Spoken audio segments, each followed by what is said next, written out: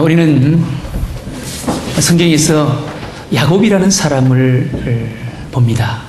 야곱이라는 사람을 만날 수가 있습니다. 그동안 창세기에서 우리는 야곱이라는 사람을 보았습니다. 야곱을 통해서 우리는 인간을 봅니다.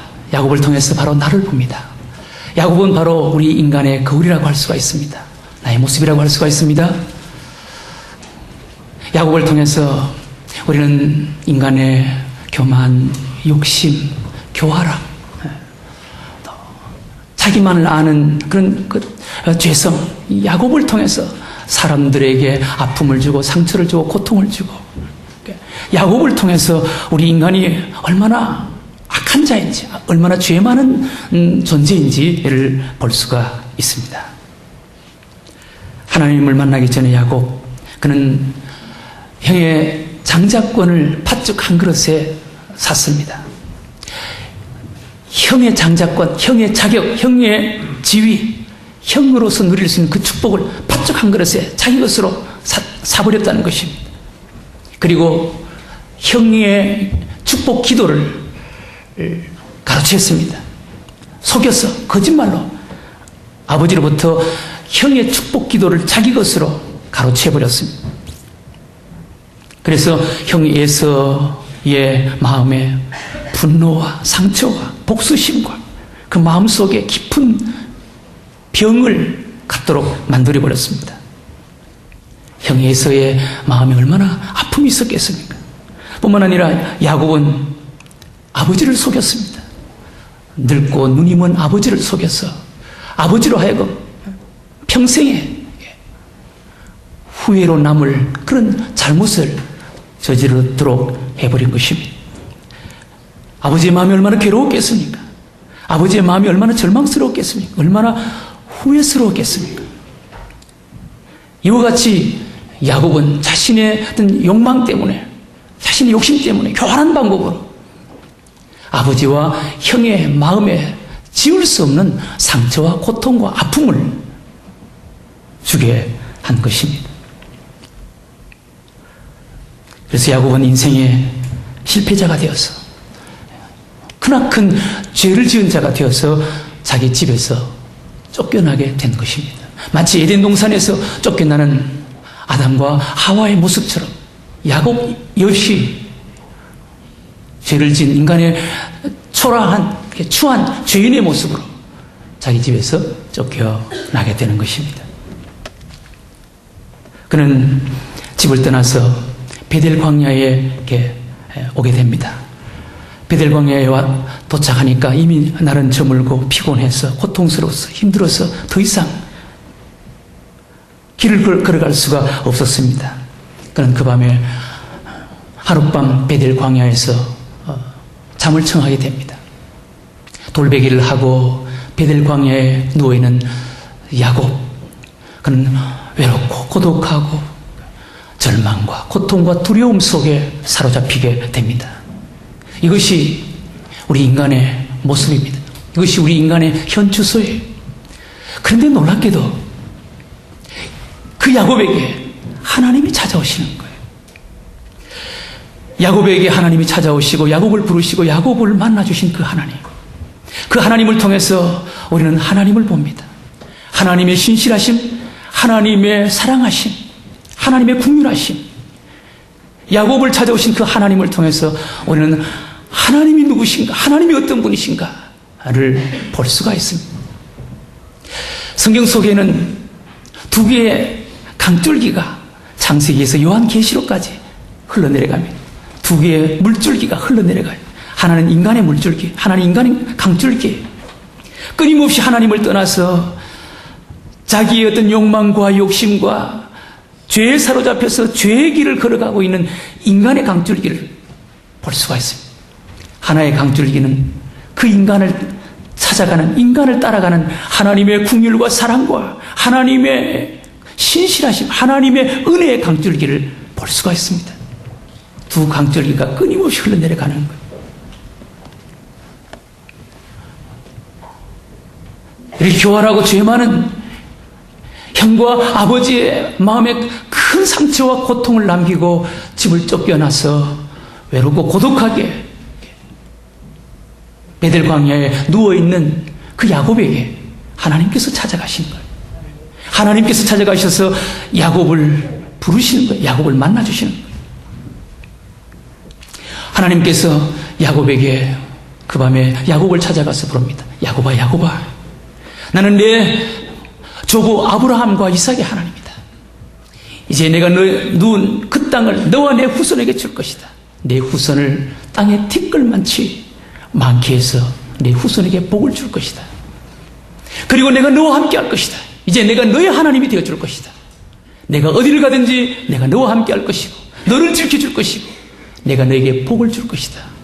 그리고 너를 다시 고향으로 돌아오게 할 것이다. 야곱아, 두려워하지 말아라. 그때 야곱은 하나님을 만나는 거예요. 그동안도 하나님을 알았죠. 하나님의 이름을 들었기도 했죠. 그러나 그때까지 야곱이 알았던 하나님은 자기 할아버지 아브라함의 하나님, 아버지 이삭의 하나님, 자기 하나님이 아니었습니다. 이제 야곱은 자기 하나님으로 하나님께서 찾아오신 것입니다. 자신에게 찾아오시고 자신의 이름을 불러주시고 인격 속에 새롭게 만난 하나님, 그 하나님과 야곱은 인생길을 걸어가게 되는 것입니다. 하나님을 만난 야곱은 그때부터 그 발걸음에 힘이 있었습니다. 그는 확신과 담대함과 용기가 생겼습니다. 그는 힘 있는 발걸음으로 인생길을 걸어갑니다. 그 800km나 된 먼 하란 땅까지 그는 가는 거예요. 정말 하나님을 만난 사람은, 하나님을 믿는 믿음의 사람은 비록 먼 길이고 고통스럽고 힘겨운 그런 나그네 길이지만 하나님과 동행하는 사람은 마치 힘 있는 사슴의 발과 같이 힘차게 인생길을 걸어가게 되는 줄로 믿습니다. 뿐만 아니라 하나님을 만나서 걸어가는 그 야곱의 마음 속에는 생기가 있고 생동감이 있고 밝고 친절했고 자신감이 있었습니다. 그의 마음 속에는 항상 긍정적이고 적극적인 그런 마음을 가지고 걸어갔습니다. 뿐만 아니라 하나님과 동행하는 야곱의 그 길에는 순적함과 형통함이 있었습니다.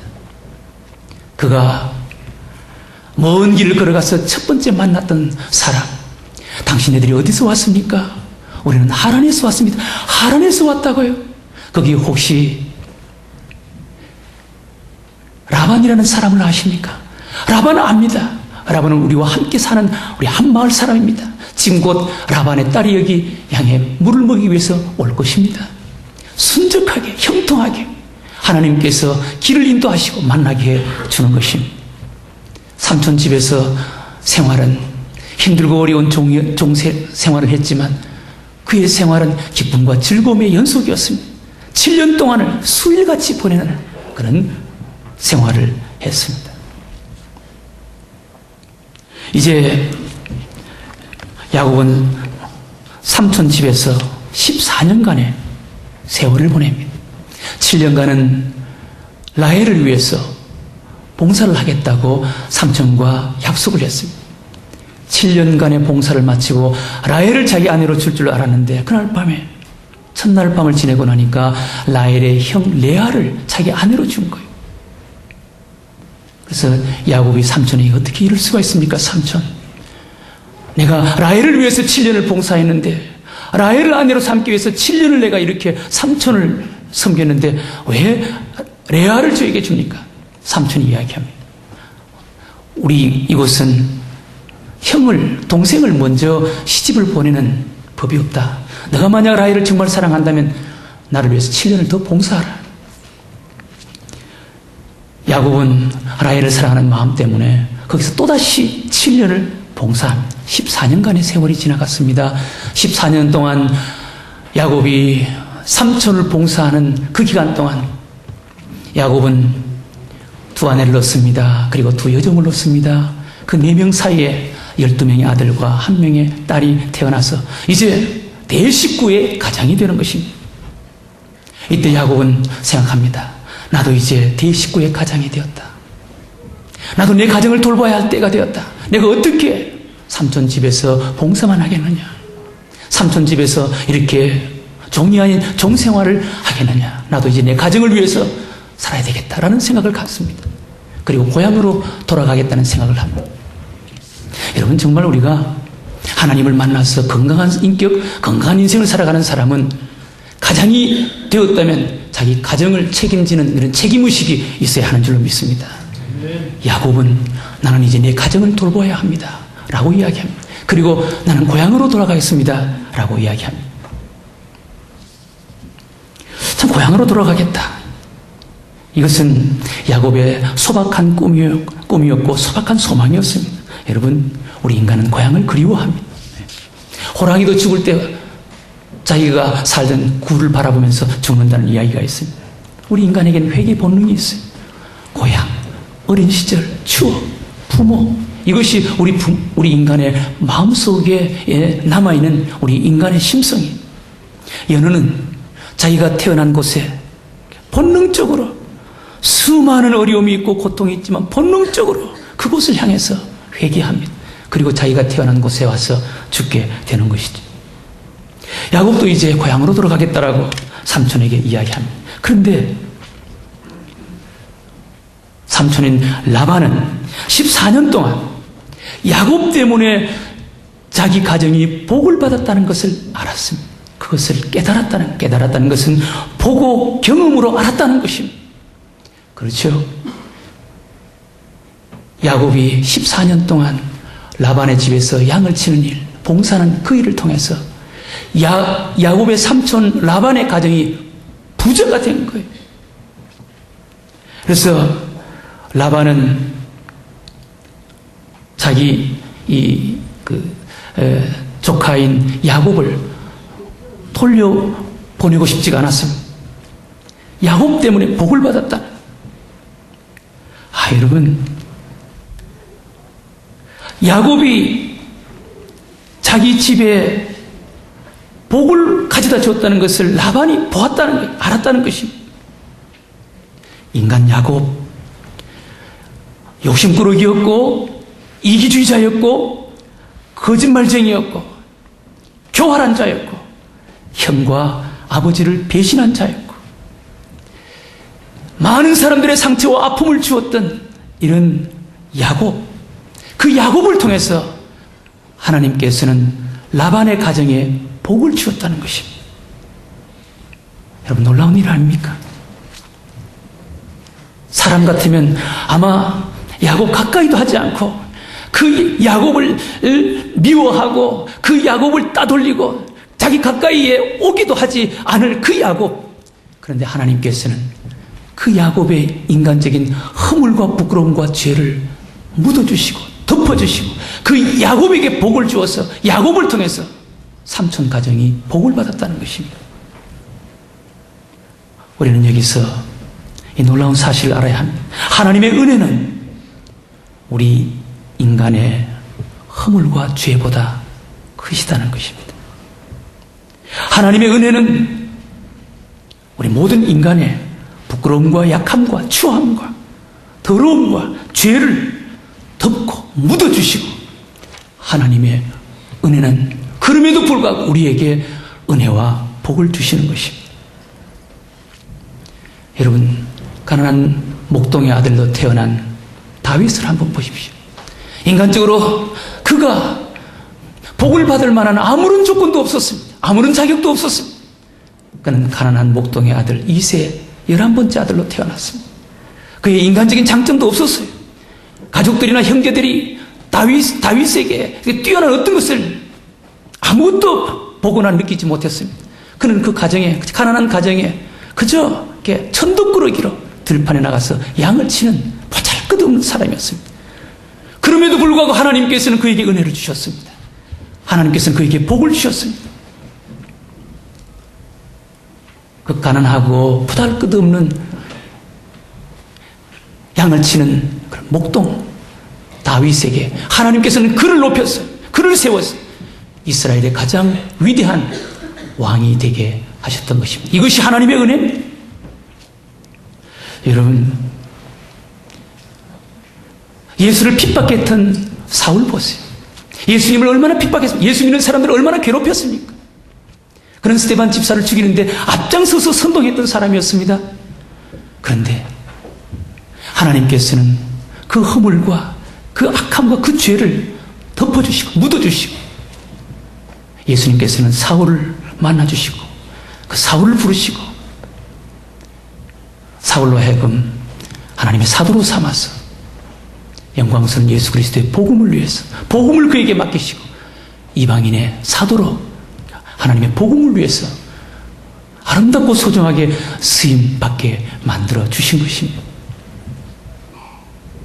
이것이 바로 하나님의 은혜입니다. 넘치는 하나님의 은혜인 것입니다.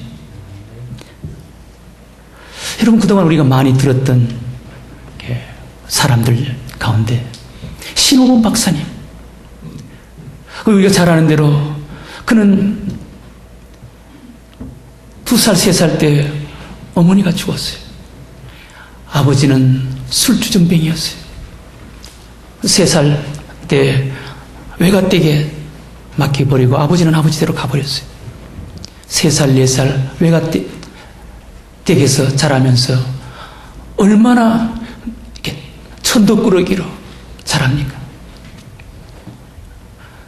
외사촌들 그 틈에서 거기서 이렇게 자라면서 한 번은 외숙모가 이만한 봉지에 군고구마를 사가와서 아이들에게 하나씩 나눠주는데 3살, 4살짜리, 5살, 6살 된 이 신호범 어린아이가 내 것도 하나 있겠지 싶어서 기다리고 있는데 애들 하나씩 다 나눠주는데 자기 편이 돌아오니 자기 이 차례가 돌아오는데 보니까 고구마가 하나도 안 남더라는 거예요.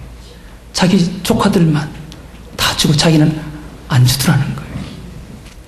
그때 가장 막내 조카 고구마를 빼앗아서 틀 바깥으로 도망 나왔습니다. 그 이후부터 자기 집에 외갓집에 안 들어가고 떠돌이 생활을 했습니다. 서울역으로 올라와서 거지 생활을 하고 흘러 들어가서 미군 부대에 들어가서 미군 부대에 청소해주고 구두 닦아주고 그런 가운데 한 미군의 눈에 띄어서 미군에 의해서 미국으로 가게 되었고 거기서 공부를 해서 박사가 되었고 교수가 되었고 워싱턴주 상원의원이 되었고 그리고 3번이나 당선되어서 워싱턴주 상원의원 부의장까지 된 신호범 박사. 이것이 인간의 힘으로 된 것이겠습니까? 하나님의 은혜 아니겠습니까? 하나님의 은혜가 그 연약하고 보잘것없는 그 한 아이의 인생을 덮어주신 거예요. 은혜를 주신 거예요. 축복해 주신 거예요. 하나님의 은혜입니다. 우리가 잘 아는 강영우 박사, 중학교 2학년 때 축구를 하다가 운동장에서 축구공에 눈을 맞아서 눈이 실명되었어요. 어릴 때 아버지가 돌아가셨어요. 중학교 2학년 때 하나밖에 없는 외동아들이 눈이 실명이 되니까 어머니가 충격으로 어머니가 죽었어요. 누나도 죽었어요. 천의 고아가 되었습니다. 그런 아이가 연세대학교 차석으로 졸업하고 그리고 미국에 가서 박사학위를 받고 교수가 되었고 지금은 미국 부시 행정부의 장애인 차관, 동양인으로서는 최고의 행정부의 높은 지위에 올라갔습니다. 중학교 2학년 때 소경이 되었고 고아였던 강영우 학생이 그런 지위까지 그런 위치에 올라간 것 자기 힘으로 되었겠습니까? 하나님의 은혜 아니겠습니까? 그들이 다 하나님을 신실하게 믿는 믿음으로 인생을 산 자들이었습니다. 하나님의 은혜인 줄로 믿습니다. 하나님께서는 교활하고 욕심 많고 남에게 상처와 고통과 아픔을 주고 쫓겨났던 그 야곱, 하나님의 은혜로 그를 도와주셔서 하나님의 은혜로 그를 덮어주어서 야곱을 통해서 삼촌 가정이 복을 받았다고 이렇게 고백하는 것입니다. 여러분, 하나님의 은혜인 줄로 믿습니다. 엊그제 우리가 주말 성령수양회, 알파 주말 성령수양회, 어제 우리는 1박 2일 동안 알파 주말 성령수양회 참 많은 은혜를 받았습니다. 우리가 가면서부터 우리 이 시간 모든 것을 내려놓고 마음문 활짝 열고 좋으신 우리 성령님 그분이 우리를 찾아오시고 우리를 인도하시는 대로 어린아이처럼 성령 그분이 이끄는 신비한 곳으로 은혜의 동산으로 함께 나아가십시다.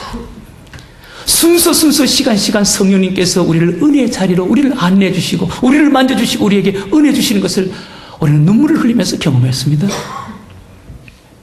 마지막 시간에 우리가 간증하는 시간을 가졌습니다. 한 사람 한 사람씩 나와서 간증을 하는데 눈물 도가니가 되었어요. 그때 우리 교회 다닌 지 얼마 되지 않은 한 자매가 이야기를 했어요. 사실 저는 교회 나온 지 얼마 되지 않았습니다. 저는 은혜가 뭔지도 모릅니다. 은혜라는 것이 있는 줄도 몰랐어요. 기도원에 기도하러 간다, 금식하고 뭔가 기도만 시킨 줄 알고 상당히 불안한 마음으로 왔습니다. 그런데 여기 와서 은혜라는 것을 알았습니다. 은혜가 무엇인지 보았습니다. 여기 함께 부부들이 와서 이 은혜의 자리에 참여하고 있는 그들을 바라보면서 너무너무 부러워서 울었습니다. 언젠가는 내 남편도 이런 자리에 와서 이 은혜의 자리에 함께 참여할 수 있는 기회가 있었으면 참 좋겠습니다. 언젠가는 남편과 함께 이 자리에 다시 오고 싶습니다. 라고 이야기를 하는 거예요. 여러분, 하나님의 은혜인 줄로 믿습니다. 하나님의 은혜.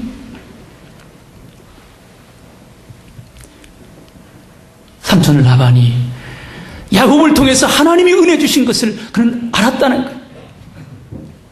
그래서 야곱을 붙잡습니다. 야곱아, 하나님께서 너를 통해서 우리 가정에 복을 준 것을 알았다. 정말 너가 나를 사랑한다면 이제 내가 너에게 삭슬 줄 테니까 우리 집에 더 머물러라. 그때 야곱이 삼촌에게 이야기합니다. 삼촌, 제가 삼촌에게 특별한 삭슬 요구하지 않겠습니다. 삼촌, 앞으로 이렇게 해준다면 제가 삼촌을 위해서 더 봉사하겠습니다. 어떻게? 삼촌 집에 있는 많은 양들 가운데 점 있거나 아롱지거나 검은 양이 있으면 다 골라내세요. 그리고 저는 흰 양만 데려가서 그 양을 열심히 치겠습니다. 그런데 그 흰 양 가운데 혹시 검거나 아롱지거나 점이 있는 양이 태어나면 그 양을 내 몫으로 해주세요.